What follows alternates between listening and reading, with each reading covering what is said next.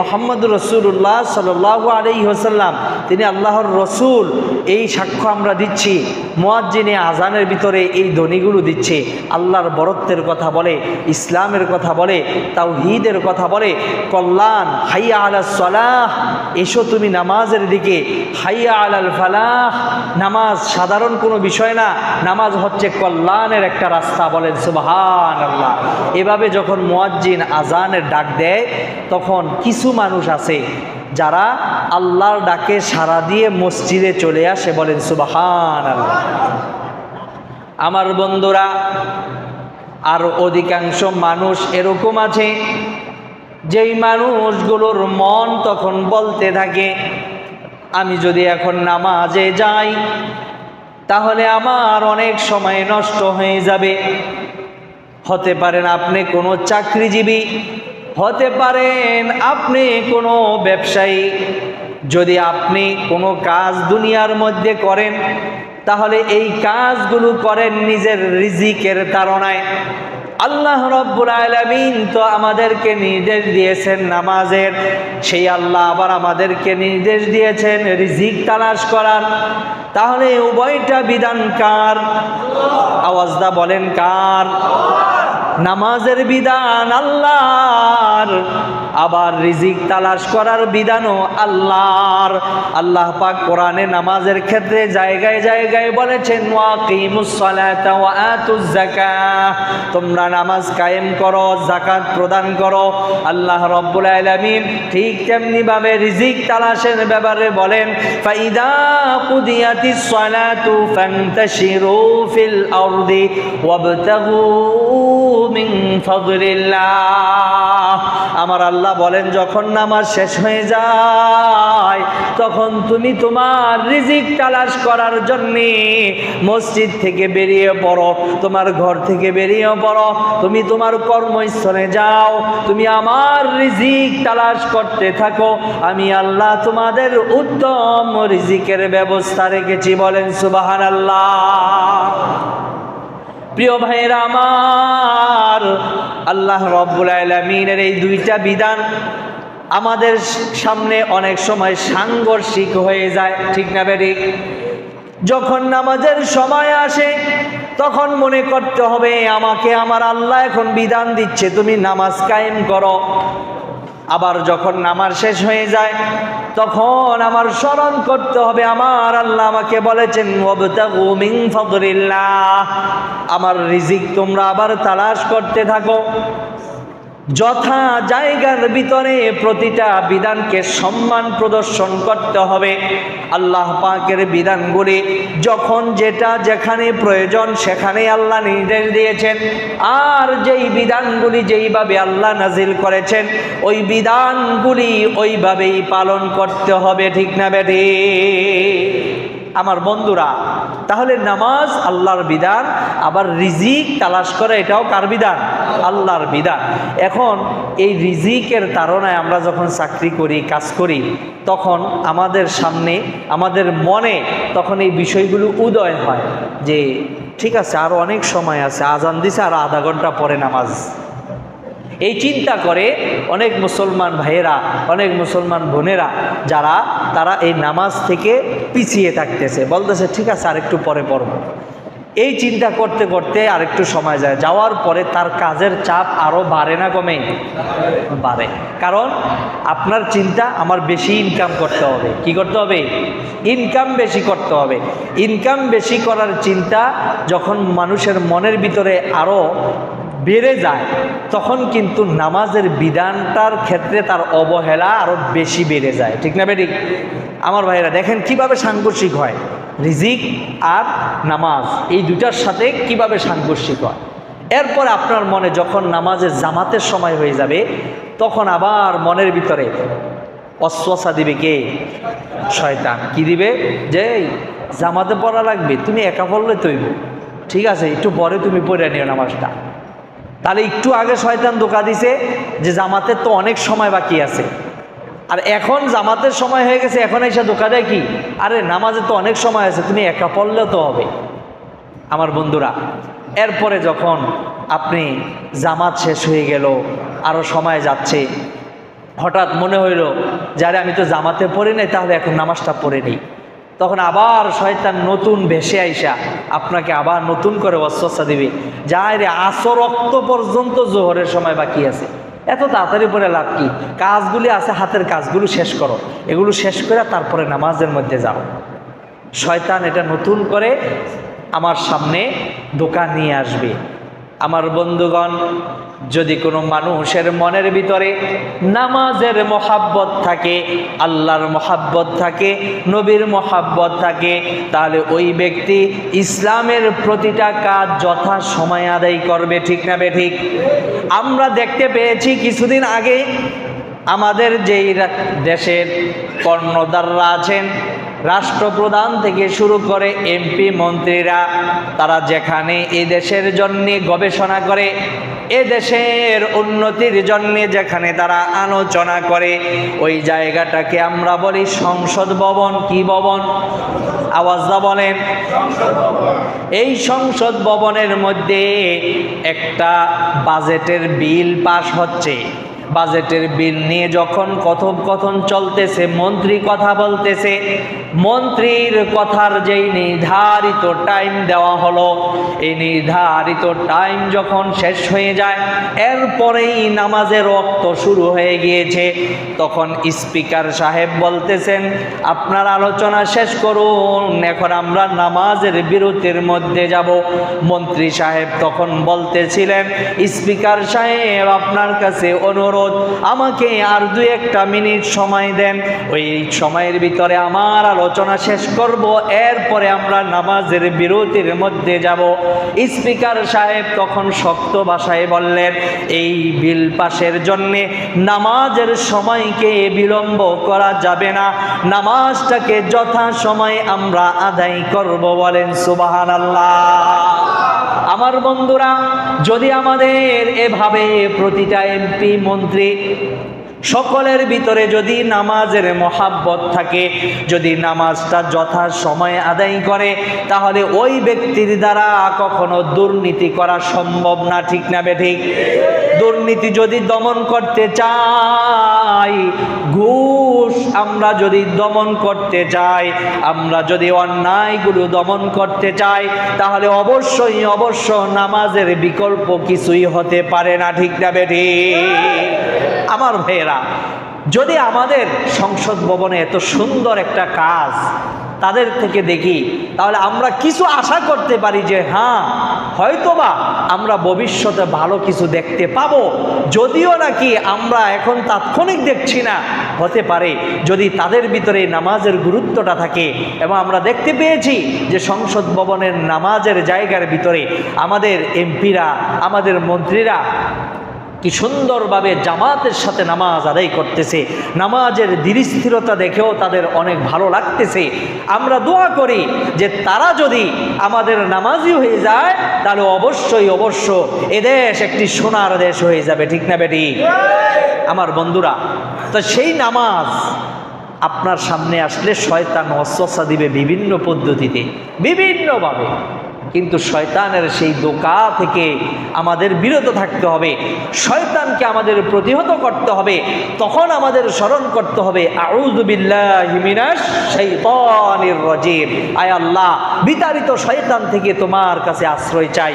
এই বলে যত গুরুত্বপূর্ণ কাজ থাকুক সেই কাজটাকে রেখে দিয়ে আগে আমাদের নামাজের দিকে ছুটে যেতে হবে। বলেন সুবহানাল্লাহ। নামাজের ফজিলত সম্পর্কে গত সপ্তাহে বলেছিলাম। কি বলেছিলাম? وأقم الصلاة طرفي النهار وزلفا من الليل إن الحسنات يذهبن السيئات। আমার আল্লাহ বলেন তোমরা যদি নামাজ পড়ো, ইন্নাল হাসানাতি ইউযহিবিনাস সাইয়্যাত, তাহলে নামাজ হচ্ছে একটি ভালো কাজ। এই ভালো কাজ, এই নামাজ তোমার গুনাহগুলি মুছে দিবে। বলেন সুবহানাল্লাহ। কার কথা? আল্লাহর কথা। ইন্নাল হাসানাত ইউযহিবিনাস সাইয়্যাত, নিশ্চয়ই নামাজ ভালো কাজ। এই ভালো কাজ মানুষের গুনাহকে মুছে দেয়, দূরীভূত করে দেয়। সুবহানাল্লাহ। ও অন্য আয়াতে আল্লাহ পাক নামাজের ফজিলত সম্পর্কে কি বলেন? আল্লাযীনা ইউকিমুনাস সালাতা ওয়া মিম্মা রাযাকনাহুম ইউনফিকুন উলাইকা হুমুল মুমিনুনা হাক্কান লাহুম দারাজাতুন ইনদা রাব্বিহিম ওয়া মাগফিরাতুন ওয়া রিজকুন কারীম। আমার আল্লাহ বলেন, যদি তোমরা যথা সময়ে নামাজ আদায় করো তাহলে এক নাম্বার হচ্ছে তোমাদের জন্য বড় হাদিয়া তোমাদের রব আল্লাহর কাছে রয়েছে। এরপরে আল্লাহ রব্বুল আলামিন বলেন, এরপরে হচ্ছে তোমাদের জন্য আল্লাহর পক্ষ থেকে ক্ষমার ঘোষণাও রয়েছে। এরপরে আল্লাহ রব্বুল আলামিন বলেন, রিজকুন কারীমুন, তোমাদের জন্য সম্মানজনক রিজিকের ব্যবস্থা আল্লাহর পক্ষ থেকে নামাজ আদায়ের মাধ্যমে রয়েছে। বলেন সুবহানাল্লাহ। এই দুনিয়ার ভিতরে আমরা তো অর্থ করি, উপার্জন করি, কিন্তু সেই অর্থ করিটা সম্মানজনক কয়জনের হয়? আল্লাহ পাক বলছেন, তুমি নামাজ আদায় করো, তুমি নামাজের যত্ন নেও, আমি আল্লাহ ঘোষণা দিয়ে দিলাম, রিজকুন কারীমুন, তোমাকে আমি সম্মানজনক রিজিক দান করব। বলেন সুবহানাল্লাহ। শুধু তাই না, আমার আল্লাহ বলেন নামাজ আদায় করলে আরো কি লাভ? আল্লাহ পাক বলতেছেন, ওয়াল্লাযীনা হুম আলা সালাওয়াতিহিম ইউহাফিজুন উলাইকা হুমুল ওয়ারিসুন আল্লাযীনা ইয়ারিসুনাল ফিরদাউস হুম ফিহা খালিদুন। আমার আল্লাহ বলেন, আমি তোমাদেরকে জান্নাতুল ফিরদাউস ওয়ারিস হিসেবে দান করব। এই জান্নাতুল ফিরদাউসের ভিতরে তোমরা চিরকাল বসবাস করবে। বলেন সুবহানাল্লাহ। তাহলে নামাজ আদায় করলে জান্নাত পাওয়া যাবে, যেই জান্নাতে চিরকাল আমরা বসবাস করব। সুবহানাল্লাহ। তাহলে নামাজ পড়লে লাভ না ক্ষতি? আল্লাহ পাক বলেন আরো কি লাভ? ইন্নাস সালাতা তানহা আনিল ফাহশাই ওয়াল মুনকার। আল্লাহ পাক বলেন, নামাজ যদি তুমি আদায় করো, আমি আল্লাহ বলছি তোমাকে এই নামাজ তোমার অশ্লীল কাজ থেকে ডাল স্বরূপ তোমাকে বিরত রাখবে।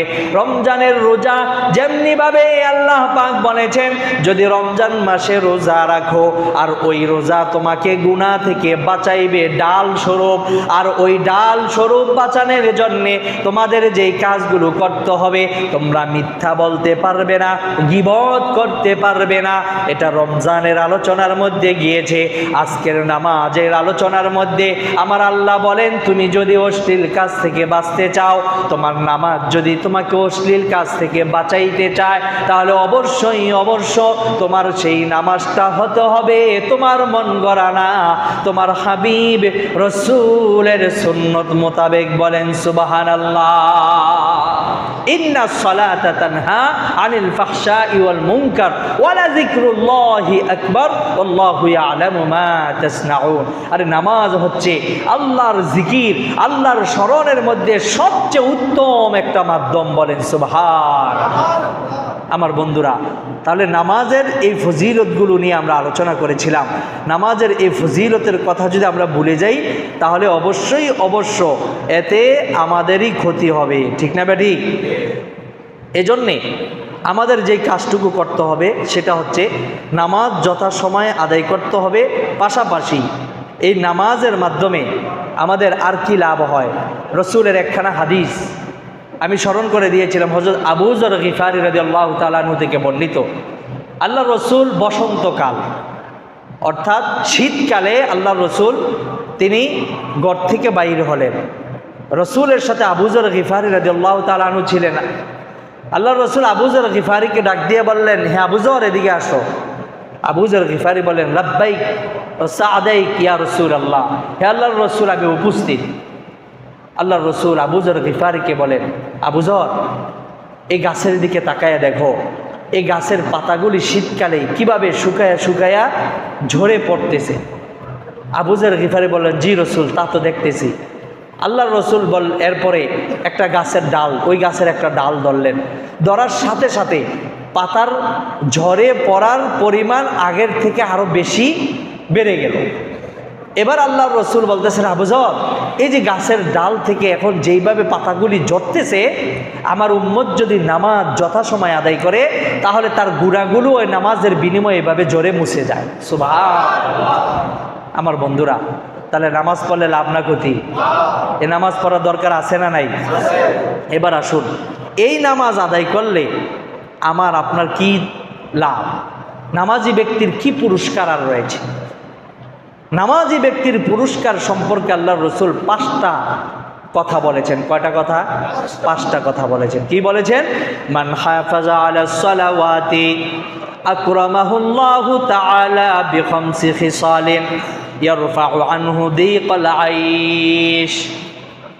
আল্লাহর রাসূল বলেন, কোন ব্যক্তি যদি নামাজ যথা সময়ে আদায় করে, আল্লাহ রাব্বুল আলামিন 5টা বস্তুর মাধ্যমে ওই বান্দাকে সম্মানিত করেন। বলেন সুবহানাল্লাহ।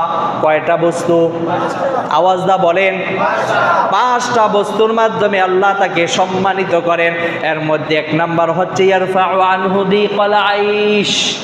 আল্লাহ রাব্বুল আলামিন তার অভাব দূর করে দিবেন। বলেন সুবহানাল্লাহ। নামাজটাকে আমরা ছেড়ে দেই যেই কাজের কারণে, যেই রিজিকের কারণে, আল্লাহর রাসূল বলেন তার ওই রিজিকের অভাব দূর করে দিবেন, তার রিজিকের ভিতরে বরকত দান করবেন। বলেন সুবহানাল্লাহ। সংক্ষেপে শোনেন, এরপর আমি ব্যাখ্যা করতেছি। 2 নম্বরে আল্লাহ রাসূল সাল্লাল্লাহু আলাইহি ওয়াসাল্লাম বলেন ওয়া আযাবাল কবরি। আল্লাহ রাব্বুল আলামিন তার কবরের আযাব মাফ করে দিবেন। বলেন সুবহানাল্লাহ। আমরা জানি কবর হচ্ছে আখিরাতের প্রথম ঘাঁটি। যেই ব্যক্তির কবর সুন্দরভাবে সময় কাটাইবে, কবরের মধ্যে সে নিরাপদে থাকবে, প্রথম ঘাঁটি তার সুন্দর হবে, তার পরবর্তী ঘাঁটিগুলো সহজ হয়ে যাবে। সুবহানাল্লাহ। আর যদি প্রথম ঘাঁটির মধ্যে সে ধরা খেয়ে যায়, তাহলে প্রতিটা জায়গার মধ্যে সে কি খাবে? ধরা খেয়ে যাবে। এজন্য আমার ভাইরা, নামাজ পড়লে 2 নাম্বার লাভ হচ্ছে কবরের আযাব। বলেন, কবরের আযাব কি হয়ে যাবে? মাফ হয়ে যাবে। 3 নাম্বার হচ্ছে ওয়ায়ুতিহিল্লাহু কিতাবাহু বিয়ামিনি। কাল কিয়ামতের ময়দানে হাসরের মাঠ কায়েম হয়ে যাওয়ার পরে আল্লাহ রাব্বুল আলামিন হিসাব নিকাশ নেওয়ার জন্যে আমলনামা প্রত্যেকের হাতে দিবেন না? বলেন তো, আমলনামা আল্লাহ রাব্বুল আলামিন কার কোন হাতে দিলে সে সৌভাগ্যবান হবে? মাশাআল্লাহ। ওয়া আসহাবুল ইয়ামিন মা আসহাবুল ইয়ামিন ফি সিদরিম মাখদুম ওয়া তালহিম মামদুদ। আল্লাহ রাব্বুল আলামিন বলেন, যেই ব্যক্তির আমলনামা ডান হাতের মধ্যে আসবে, তার চেহারাটা আলোক উজ্জ্বল হয়ে যাবে, তার সন্তানেরা তার সামনে সুন্দরভাবে লাফালাফি করতে থাকবে, আনন্দের লাফালাফি। আমার বন্ধুরা, আল্লাহ রাব্বুল আলামিন আবার বলেন ওয়া আসহাবুশ শিমালি মা আসহাবুশ শিমাল। যেই ব্যক্তির আমলনামা বাম হাতের মধ্যে দেওয়া হবে, ওই ব্যক্তির চেহারাটা মলিন হয়ে যাবে, ওই ব্যক্তির কোনো আনন্দ থাকবে না, তার পরিবারের কোনো আনন্দ থাকবে না।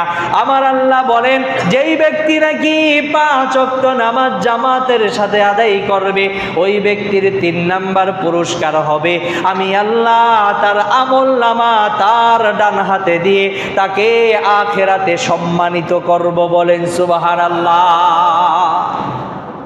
কয় নাম্বার লাভ এটা? 3 নাম্বার। 4 নাম্বার লাভ হচ্ছে ওয়ায়ামুরু আলা সিরাতিকাল বারকি। কাল কিয়ামতের ময়দানে আমরা যদি জান্নাতে যেতে চাই, একটা সেতু পাড়ি দিতে হবে। সেই সেতুর নাম পদ্মা সেতু। কি সেতু? ফুল সিরাত। মাশাআল্লাহ, আপনারা ইসলামের অনেক জ্ঞান রাখেন, এটা ভালো লক্ষণ। তাহলে হাসরের মাঠে আল্লাহ হিসাব নিকাশ শেষ করে যখন জান্নাতে পাঠাইবেন, জান্নাতে যাইতে গেলে একটা ফুল সিরাত দিয়ে পার হতে হবে, ওই ফুল সিরাত সেতু দিয়ে পার হতে হবে। ও ফুল সিরাত সেতুর চওড়া পাশ হবে কয় বর্গ কিলোমিটার? কিলো হবে? চুলের চেয়ে চিকন হবে। চুলের চেয়ে কি হবে? চিকন হবে তার পাশ। আর তার ধারালো অবস্থা, চিকন যদি হয় তাহলে তার মধ্যে একটা ধার তৈরি হবে না? এই ধারটা হবে হীরার চেয়েও আরো বেশি ধারালো। ভালো করে বুঝেন। অনেকে বলবেন যে হুজুর আপনি বেলেটের কথা বললেন না, তারপরে খুরের কথা বললেন না, ছুরির কথা বললেন না, আপনি বললেন কিসের কথা? হীরার কথা। আপনারা জানেন এই যে গ্লাস দেখেন না, কাঁচ কাঁচ জাতীয় যত জিনিস আছে এগুলো কাটার জন্য ব্লেড ব্যবহার করে, এগুলো কাটার জন্য ছুরি ব্যবহার করে, ওগুলো দিয়ে কাটা সম্ভব না। যদি কেউ সূক্ষ্মভাবে একেবারে যেইভাবে মাপ দেয় ওই মাপে যদি কোনো কাজ কাটতে চায় তাহলে অবশ্যই তাকে ব্যবহার করতে হবে কি? হীরা দিয়েই কাটতে হবে তাকে। তাহলে হীরা কি একটি সূক্ষ্ম অস্ত্র, যে হীরা দিয়ে একটা গ্লাস একটা কাজ কত সূক্ষ্মভাবে কাটা যায়। আল্লাহ রসুল সাল্লাল্লাহু আলাইহি সাল্লাম বলেন যে ফুলসিরাত সেতুটা এটা চুলের চেয়ে আরো চিকন হবে পাশে, আর তার দাঁড়ানো অবস্থা হবে হীরার চেয়ে আরো বেশি দাঁড়ালো। সুতরাং কোনো ব্যক্তি যদি বলে যে আমি এটা আস্তে আস্তে আলতো ভাবে আমি পা রেখে আমি এটা পাড়ি দিয়ে যাব, সম্ভব? আমার ভাইয়েরা, এই যখন ফুলসিরাত পাড়ি দিতে যাবে, ফুলসিরাত সেতুর নিচেই থাকবে জাহান্নাম, আর ফুলসিরাতের অপর পাশে থাকবে জান্নাত। আমার বন্ধুরা, কাল কিয়ামতের ময়দানে আল্লাহর সাহায্য ছাড়া কোনো ব্যক্তি ফুলসিরাত পাড়ি দিতে পারবে না। আল্লাহ রাব্বুল আলামিনের হাবিব বলেন, ও আমার উম্মতেরা, তোমরা যদি 5 ওয়াক্ত নামাজ যথা সময়ে আদায় করতে পারো, জামাতের সাথে আদায় করতে পারো, তাহলে আমি রসুল তোমাদেরকে বলে যাচ্ছি, তোমার ওই ফুলসিরাত পাড়ি দেওয়াটা হবে আকাশে মেঘ যখন আসে, মেঘের পূর্বাভাস যখন আসে, তখন আকাশের মধ্যে বিদ্যুৎ চমকায় কি চমকায় না? আল্লাহর হাবিব বলেন, বিদ্যুতের চমক যেমন চোখের পলকেই আসে আবার চোখের পলকেই নাই হয়ে যায়, ঠিক তেমনি ভাবে নামাজি ব্যক্তিদেরকে ফুলসিরাতটা পাড়ি দেওয়া হবে। আল্লাহর পক্ষ থেকে ফেরেশতারা বিদ্যুতের চমকের চেয়েও আরো দ্রুতগামিতার সাথে তাকে পাড়ি দিয়ে জান্নাতে পৌঁছে দেওয়া হবে। সুবহানাল্লাহ। সেই নামাজকে আমরা এত অবহেলা করি। আমার বন্ধুরা, কি বলবো, আল্লাহ রাব্বুল আলামিন নবীকে বলেন, নবী গো, আপনার উম্মতকে নামাজ পড়লে কি ফায়দা, এই ব্যাপারে 5 নাম্বার পুরস্কারের কথা বলেন। 5 নাম্বারের পুরস্কার হচ্ছে ওয়ায়াদখুলুল জান্নাতা বিগাইরি হিসাব।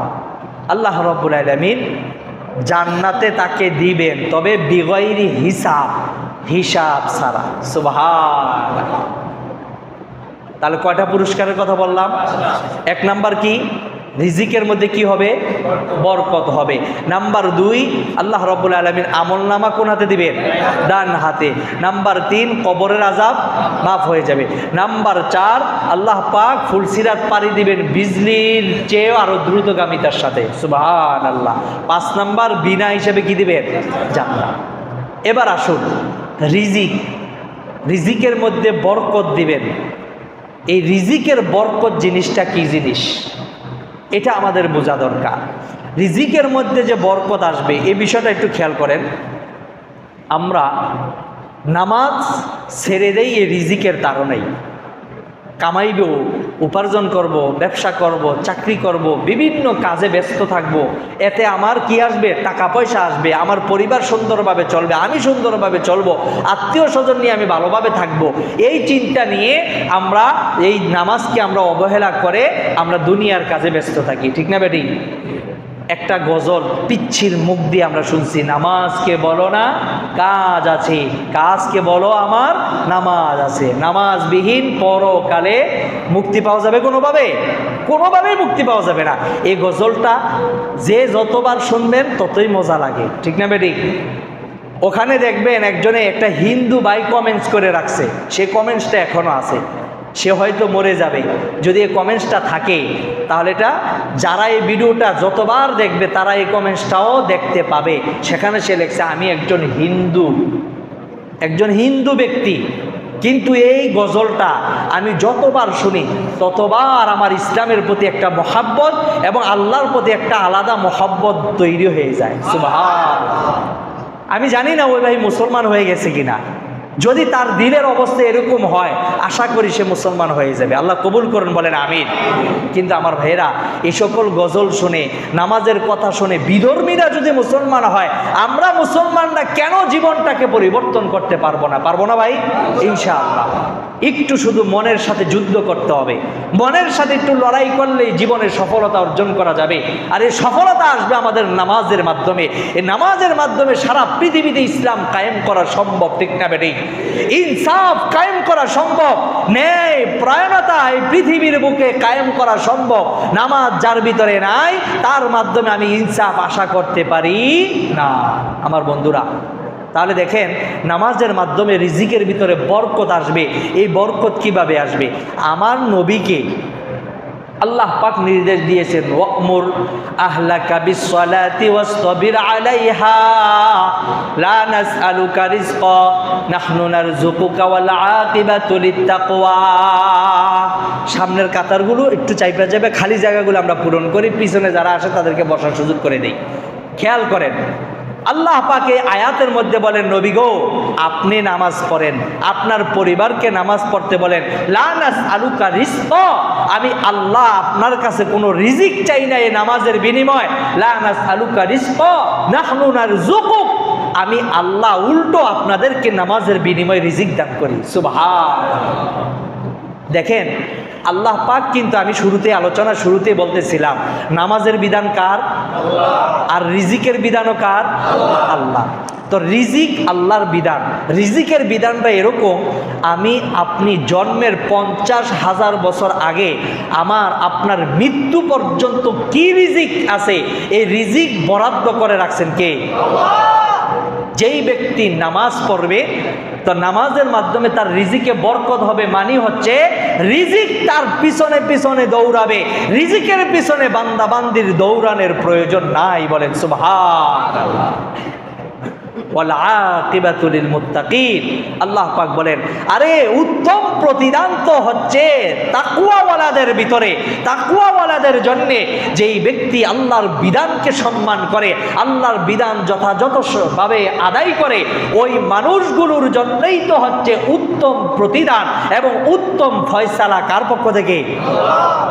তাহলে নামাজ যদি যথাসময় আদায় করেন তাহলে রিজিকে বরকত হবে। এর মানে হচ্ছে রিজিক আপনার পিছনে কি করবে? দৌড়াই আসবে। আপনার রিজিকের পিছনে দৌড়াইতে হবে না। আপনারা বলবেন যে হুজুর এটা আবার কেমন কথা? রিজিক আমার পিছনে আসবে, আমার রিজিকের পিছনে দৌড়াতে হবে না, এটা কিরকম কথা?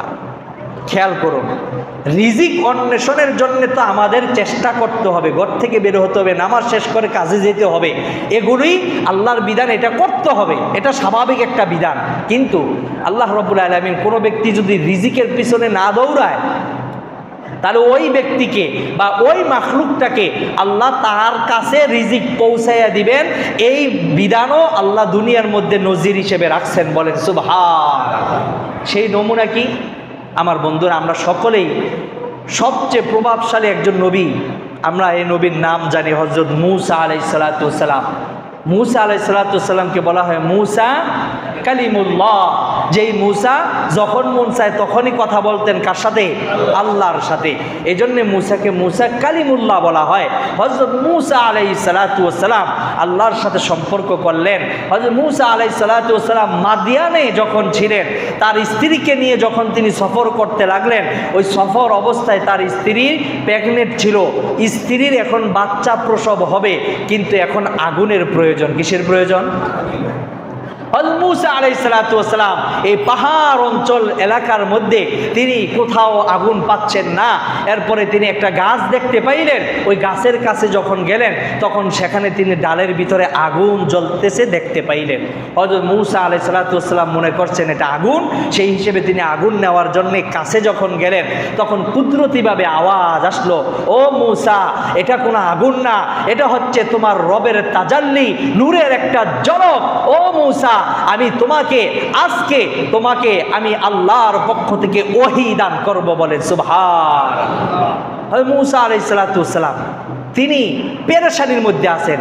এদিকটা খাবার নাই, খাবার শেষ হয়ে গেছে, আবার ওনার বিবি এখন বাচ্চা প্রসব করছে, আগুনের প্রয়োজন, রিজিকের প্রয়োজন, সব মিলিয়ে মূসা আলাইহিস সালাম খুব পেরেশানির ভিতরে। তিনি এই পেরেশানির হালতে আল্লাহ পাক মূসার সাথে তখন কথা বলছেন।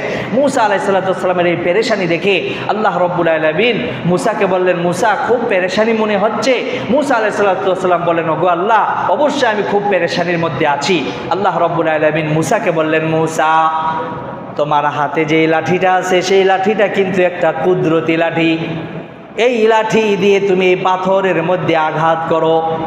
পাথরের মধ্যে যখন আঘাত করলেন, ওই পাথরটা দ্বিখণ্ডিত হয়ে গেল, পাথর থেকে আবার আরেকটা পাথর বের হলো। এরপরে আবার আল্লাহ পাক মূসাকে বললেন, মূসা, ওই পাথরে আঘাত করো। দ্বিতীয় পাথরের মধ্যে মূসা আবার আঘাত করলেন, ওটা দ্বিখণ্ডিত হয়ে গেল। এরপরে আবার সেই দ্বিতীয় পাথর থেকে আরেকটা পাথর বের হলো। হযরত মূসা আলাইহিস সালাম তিনি অবাক দৃষ্টিতে তাকিয়ে রইলেন। আল্লাহ পাক আবার মূসাকে বললেন, মূসা, তুমি আবার সেই পাথরটাকে আঘাত করো। 3 নাম্বার পাথরটাকে আঘাত করার পরে সেই পাথর থেকে একটা কীট, একটা অন্ধ কীট, একটা পোকা বের হলো। সেই পোকাটার মুখের মধ্যে অল্প ছোট্ট একটু খাবারের মতো তার মুখের সামনে আছে। আল্লাহ রব্বুল আলামিন মূসাকে বললেন, ও মূসা, তুমি কি কিছু দেখতে পাও? মূসা আলাইহিস সালাম বললেন, ওগো আল্লাহ, আমি একটা ছোট্ট কীট, ছোট্ট একটি আমি ছোট্ট একটা প্রাণী দেখতে পাচ্ছি। আল্লাহ রব্বুল আলামিন মূসাকে বললেন, মূসা, আমি আল্লাহর একটা কুদরত আজকে তোমাকে দেখাবো। এই বলে আল্লাহ রব্বুল আলামিন ওই কীট, ওই পোকা আর মূসা আলাইহিস সালামের মাঝে কথোপকথন করার, যেই আলোচনা করার, শোনা পোকার কথা কানে শুনতে পাবেন, এই যত আবরণ আছে সকল আবরণ আল্লাহ দূর করে দিলেন। এবার পোকাকে বললেন, তোমাকে কথা বলার শক্তি আমি আল্লাহ দিয়ে দিলাম। ও মূসা, এই পোকার কথা শ্রবণ করার শক্তিও আমি তোমার কানের মধ্যে দিয়ে দিলাম। এবার পোকাকে তুমি প্রশ্ন করো, পোকা কি বলে, তুমি তার কথাগুলি মনোযোগ সহকারে শুনতে থাকো। এ কথা বলার পরে হযরত মূসা আলাইহিস সালাম ওই কীটটাকে, ওই পোকাটাকে বলল, তুমি এখানে কিভাবে আসলা আর তুমি কিভাবেই বা পানাহার করো?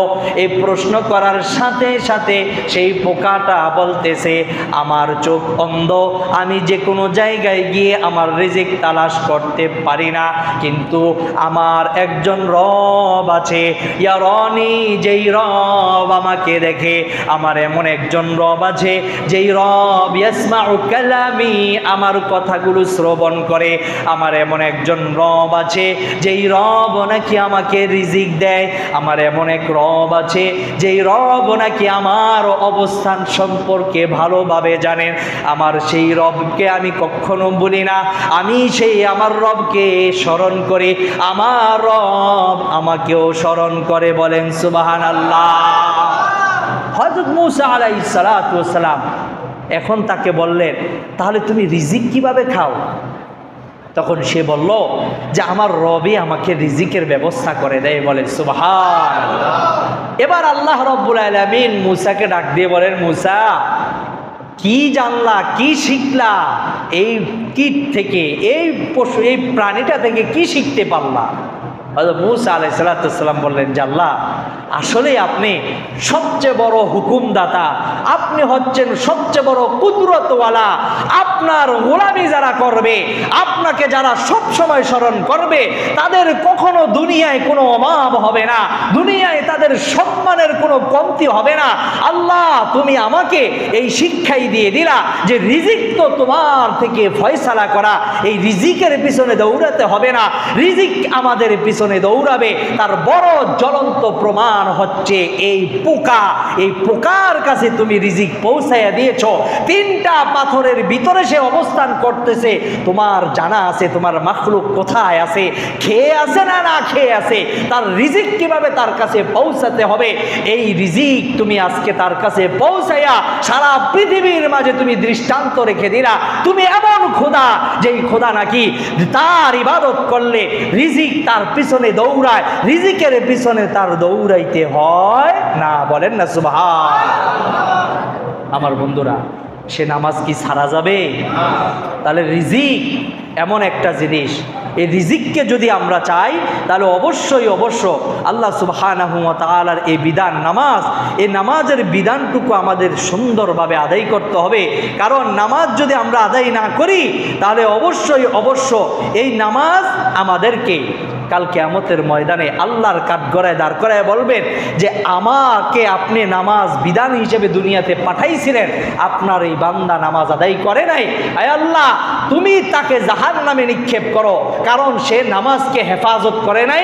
আজ আমিও তাকে জাহান্নাম থেকে হেফাজত করতে পারবো না। বলেন নাউজুবিল্লাহ। আমার বন্ধুরা, এই নামাজি ব্যক্তির রুজি রোজগারের মধ্যে যে বরকত, এই বরকতটুকু দিবেন কে? আল্লাহ। এই রিজিকের বরকত আল্লাহ সুবহানাহু ওয়া তাআলা আমাদের এই নামাজের ভিতরে রাখছেন। এই নামাজ আমাদেরকে সেই রিজিকের অভাব দূর করে দিবেন। তো রিজিকের মধ্যে বরকত হওয়ার মানি আরেকটা আছে, সেই মানি হচ্ছে আপনি হালালভাবে যা উপার্জন করবেন, এই হালাল উপার্জনের মাধ্যমেই আপনার যত হাজত আছে, যত চাহিদা আছে, সব ওই ইনকামের মাধ্যমেই যথেষ্ট হয়ে যাবে। বলেন সুবহানাল্লাহ। আমার ভাইয়েরা, অনেকে বলবেন যে হুজুর অমুকে তো কোটি কোটি টাকা কামাইতেছে, হ্যাঁ নামাজ পড়ে না, তারপর আল্লাহ এত সম্পদ দিছে, এত রিজিক দিছে। আপনি খবর নিয়ে দেখেন যে সে কোটি টাকা কামাইতেছে ঠিক, কিন্তু তার চাহিদা এ কোটি টাকা দিয়ে শেষ হচ্ছে না। তার আরও চাহিদা, আরও লাগবে, তার অমুক কিছু করতে হবে, অমুককে দিতে হবে, অমুকের এটা করতে হবে। এক একজনের এক এক চাহিদা, এমন চাহিদা আকাশচুম্বী হয়ে গেছে। যদি সারা পৃথিবীটা ভরে যদি স্বর্ণ অলংকার টাকা পয়সা দিয়ে তাকে মালিক বানায় দেওয়া হয়, এরপরও কেমন জেনে তার দুনিয়ার চাহিদা শেষ হবে না। আমার ভাইয়েরা, তাহলে তার যেই ব্যক্তি 10,000 টাকার বেতনে চাকরি করে, 10,000 দিয়ে তার চাহিদা পূরণ হয়ে যায়, এটা ভালো না ওটা ভালো? 10,000 টাকাটা কি ভালো? কেন? আপনার হালাল রিজিকের ভিতরে কি আছে? আওয়াজটা বলেন।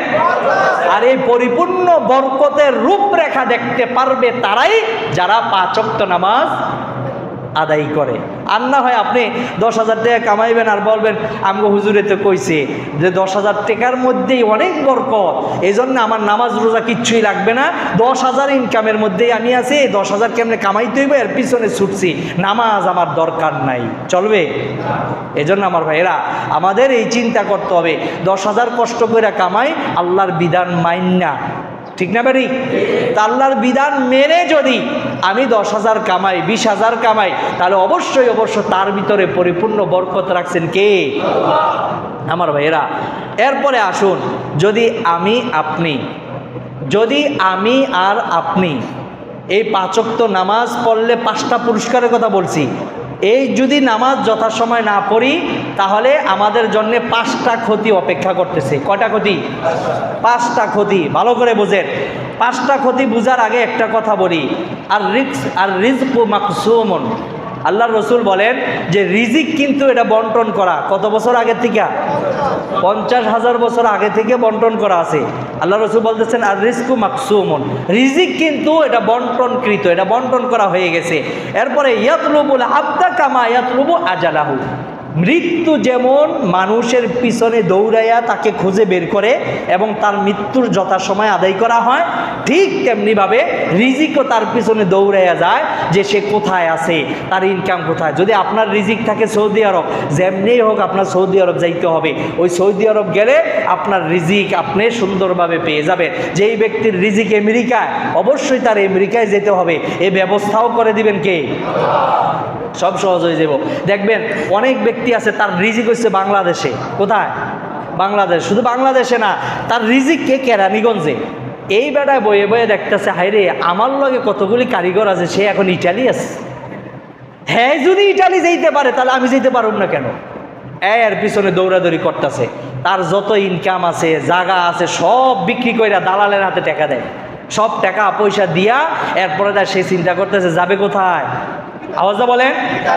ইটালি যাবে, বেশি বেশি ইনকাম করবে, ইটালির সিটিজেন হবে সে। এখন সে ইটালি যাওয়ার চিন্তা করতে করতে টাকা পয়সা সব দিছে, দেওয়ার পরে এখন দালাল হারায় গেছে গা, দালালি উল্টা গেছে গা কই ইটালি, আর হ্যাঁ রয়ে গেছে কোন দেশে টেকাকার, যে বাংলাদেশে হের টাকা আর দালালে গেছে গা কই ইটালি। এখন এই বেটা বলতেছে কি হইল কামটা, হ্যাঁ মাথাই ধরে না, টেকা দিলাম আমি, জামু আমি, কাগজপাতি দিলাম আমার, কিন্তু গেল গাছে হ্যাঁ। আমার বন্ধুরা, হ্যার রিজিক কই আর আপনার রিজিক কই?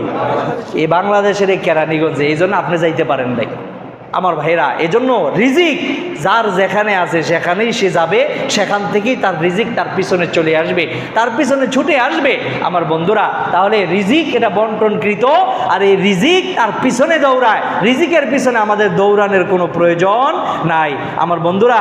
আলোচনা কি করব বলেন? এই অল্প সময় আলোচনা করে একটা বিষয় নিয়ে শেষ করা যায় না, ধারাবাহিক আলোচনা করতেছিলাম। যাই হোক, নামাজ আদায় করলে কি লাভ? কয়টা লাভ? 5টা। এর মধ্যে 1 নাম্বার রিজিকের মধ্যে কি হয়? বরকত হয়। নাম্বার 2 কি বলছিলাম? কবরের আযাব মাফ হয়। কবরের আযাব, কবরটা হচ্ছে আমাদের প্রথম ঘাঁটি, আখেরাতের প্রথম ঘাঁটি বলছিলাম না? যদি এই ঘাঁটির ভিতরে আমার সাথে ভালো ব্যবহার হয়, তাহলে আমার বাকি পরবর্তী ঘাঁটিগুলো কি হয়ে যাবে? ভালো হয়ে যাবে, ভালো ব্যবহার আমাদের সাথে হবে। আর যদি কবরের মধ্যে প্রথম ঘাঁটিতে আমি আটকাই যাই, তাহলে আমি সব জায়গায় কি করব? আটকায় যাইব। তাহলে কবরের ঘাঁটিটা আমাদের ভালো হোক, এটা আমরা কে কে চাই? আল্লাহ সবাইকে কবুল করেন, বলেন আমিন। হাত নামান। এই জন্য আমাদের কি করতে হবে? আওয়াজটা বলেন, নামাজ পড়তে হবে। যেখানেই থাকেন আপনি, বাংলাদেশের যেই প্রান্তে থাকেন, পৃথিবীর যেই প্রান্তেই থাকেন, আপনার নামাজ যথাসময়ে আদায় করতে হবে। আমাদের এই এলাকার মুসল্লি একজন আমাকে মাঝে মধ্যে ফোন দেয়, এখনও ফোন দেয়। সে এমন একটা দেশে গেছে, আমার মনে পড়তেছে না নামটা, এরকম একটা অপরিচিত একটা দেশ, খুব কম টাকা ইনকাম করা যায় ওখানে। তো সে যাই হোক ওই দেশের মধ্যে গেছে, যাওয়ার পরে ওই দেশে নামাজের সময় সে বলতে পারে না, মানে ওই দেশটাই হচ্ছে ইহুদি খ্রিস্টানদের দেশ। তো ওই দেশের ভিতরে নামাজের বিধান নাই, এ কারণে সে নামাজের সময় এগুলো সে খুঁজে পাচ্ছে না। তারপরে সে বলল যে ওখানে নামাজের সময়ে কোনো দেওয়া হয় না কারখানার মধ্যে। তাহলে আমি কি করব? নামাজ কি কাজা করে কারখানার টাইম শেষ করে বাসায় গিয়ে পড়বো, নাকি ওখানেই আমার পড়তে হবে? আমি তাকে বললাম যে টাইম আপনি মিলাইয়া নেবেন। ওই দেশের ভিতরে 1টা বাজে কয়টার দিকে, মানে 12টা বাজে কয়টা সময়, এই টাইমগুলো আপনি মোবাইলের মাধ্যমে অন্যান্য আশেপাশের রাষ্ট্র বা আমাদের বাংলাদেশের টাইমের সাথে মিলিয়ে, যে বাংলাদেশে এখন কয়টা বাজে এতটা, আপনাদের দেশে কয়টা বাজে এতটা, তাহলে সেই হিসাব অনুযায়ী এবং সূর্য ওঠে এবং সূর্য অস্ত যায়, এগুলো মিলিয়ে আপনি ওখানে নামাজের টাইমটা নির্ধারণ করে নেবেন এবং নামাজটা আপনি যথাসময়ে পড়বেন। দেখেন, একটা মানুষ সে দেশে থাকতে 5 ওয়াক্ত নামাজ পড়তো, তাহলে সে বিদেশ যাওয়ার পরও নামাজ থেকে সে বিরত রয়েছে নাকি নামাজ পড়ে? নামাজ পড়ে রেখেই সে নামাজের টাইমটা জিজ্ঞাসা করছে। এজন্য আমি আপনি যেথাই থাকি না কেন, নামাজ আমাদের যথাসময় আদায় করতে হবে। যথাসময় নামাজ আদায় করলে তাহলে আমাদের যে লাভটুকু হবে, সে লাভের মধ্যে আমাদের 2 নাম্বার লাভ কি? কবরের আযাব না হবে। 3 নাম্বার হচ্ছে আল্লাহ রাব্বুল আলামিন আমাদের যেই কি বলে আমল নামা, এই আমল নামাটা দিবে কোন হাতে? ডান হাতে। আর আমরা সকলে ভালো জানি যে ডান হাতে আমল নামা দিলে আমার হিসাব কি সহজ হয়ে যাবে। এরপরে আসুন যে আল্লাহ রাব্বুল আলামিন বলেন যে 4 নাম্বার পুরস্কার হচ্ছে যে তুমি যদি যথাসময় 5 ওয়াক্ত নামাজ জামাতের সাথে আদায় করো, তাহলে আল্লাহ রাব্বুল আলামিন তোমাকে আমাকে ফুলসিরাতটা পাড়ি দিবেন কিসের মাধ্যমে? বিজলির চেয়েও আরো দ্রুতগামিতার সাথে আমাকে এই ফুলসিরাত পাড়ি দিয়ে জান্নাতে পৌঁছে দিবেন। সুবহানাল্লাহ। এটা কয় নাম্বার পুরস্কার? 4 নাম্বার। 5 নাম্বার পুরস্কার কি? ওয়ায়াদখুলু জান্নাতা বিগাইরি হিসাব। আল্লাহ রাব্বুল আলামিন তাকে জান্নাতে প্রবেশ করাইবেন কি ছাড়া? অনেকে বলবেন যে হুজুর আমার হিসাব নিকাশ পাক্কা, আমি খাতা কলমে সব লিখে রাখছি, কোনো সমস্যা নাই, কবরের মধ্যে আমি ওসিয়ত করে দিছি, এই আমার খাতাটা আমার কবরে যেন দিয়ে দেয়, তখন আমি এটা হিসাব টিসাব সুন্দরভাবে হাসরের মাঠে আল্লাহর কাছে দিয়ে দেব। সম্ভব? আল্লাহ রাব্বুল আলামিন বলেন, কোনো ব্যক্তির যদি আমি হিসাব নেই, হিসাবের জন্য হিসাবের কাঠগড়ায় তাকে আমি দাঁড় করাই, তাহলে সে কখনো জান্নাতে যেতে পারবে না। আল্লাহ রসুল হাদিসের মধ্যে বলছেন, মান হুসিবা ওয়া উকিবা, আমার হাবিব বলেন, যেই ব্যক্তির হিসাব নেওয়া হবে ওই ব্যক্তির আযাব অবধারিত হয়ে যাবে, ওই ব্যক্তি হিসাব দিয়ে কখনো জান্নাতে যেতে পারবে না।